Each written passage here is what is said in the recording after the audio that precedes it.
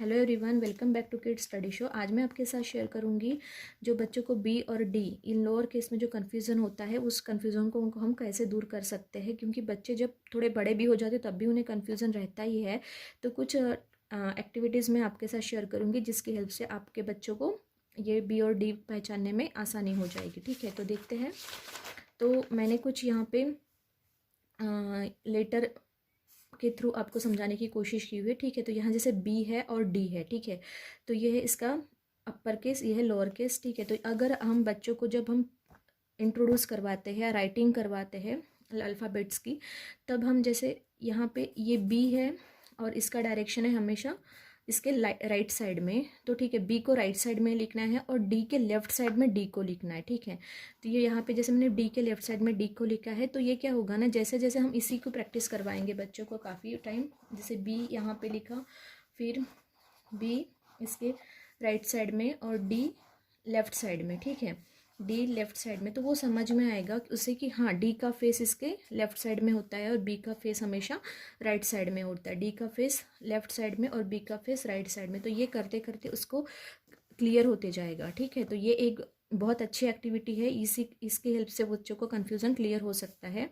Next activity है, ये काफ़ी लोगों को पता भी होगी, बी का फेस होता है राइट और लेफ्ट, ये तो क्लियर हो गया। उसके बाद जैसे बी का बेली होता है। ठीक है, तो ये बेली हमेशा हमारे फ्रंट में होता है, तो ये बेली उसको बी है। ठीक है, देन डी का डायपर, इस तरीके से ये डायपर हमेशा बैक में है। ठीक है, तो ये इसके बैक में आएगा। तो ये दो जो आप उसको यहाँ पे कुछ ये ऐसे इमेजेस बना के दिखाएंगे ना, तो उसको क्लियर हो जाएगा कि हाँ ये बी का बेली एंड डी का डायपर। ठीक है, तो वो और डायरेक्शन भी आप जब जब बच्चों को पढ़ाते तो बी को जब पढ़ाए तो ये डायरेक्शन इस तरीके से, और डी का जब पढ़ाए तो डायरेक्शन इसका लेफ्ट साइड में। ठीक है, तो ये भी एक बहुत अच्छी एक्टिविटी है उसको क्लियर करवाने के लिए।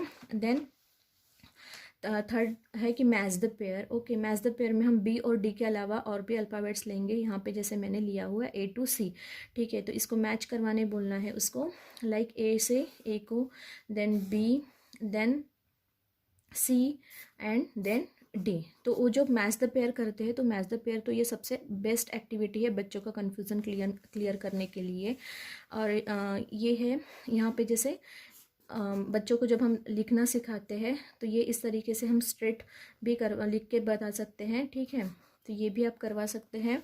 देन रैंडम फॉर्म में भी लिख सकते हैं, जैसे ए बी सी डी, यहाँ पे मैंने सीक्वेंस में लिखा है, आप रैंडम फॉर्म में भी लिख सकते हैं मैच द पेयर करते टाइम पे। जैसे यहाँ पे ए है तो ये ए का मैच यहाँ होगा, डी का मैच डी से होगा, देन सी का मैच सी से होगा, देन बी का मैच यहाँ पे होगा। ठीक है, तो ये एक दो तीन ट्रिक है जिसकी हेल्प से आपके बच्चों को बी और डी में कन्फ्यूजन काफ़ी हद तक क्लियर हो सकता है। और जब जब हम बी और डी को पढ़ाते हैं तो प्लीज़ राइट और लेफ़्ट इसका भी आप साथ में उसको क्लियर करवाइए, तो वो उसको कन्फ्यूज़न क्लियर हो जाएगा। ठीक है, अगर वो आपको ये वीडियो अच्छा लगता है, हेल्पफुल लगता है, तो प्लीज़ इस वीडियो को लाइक करिए, शेयर करिए, और मेरे चैनल पे अगर नए हैं तो सब्सक्राइब करना ना भूलें, क्योंकि मैं ऐसे ही बच्चों से रिलेटेड वीडियोस अपने चैनल पे लाते रहती हूँ। ठीक है, थैंक यू।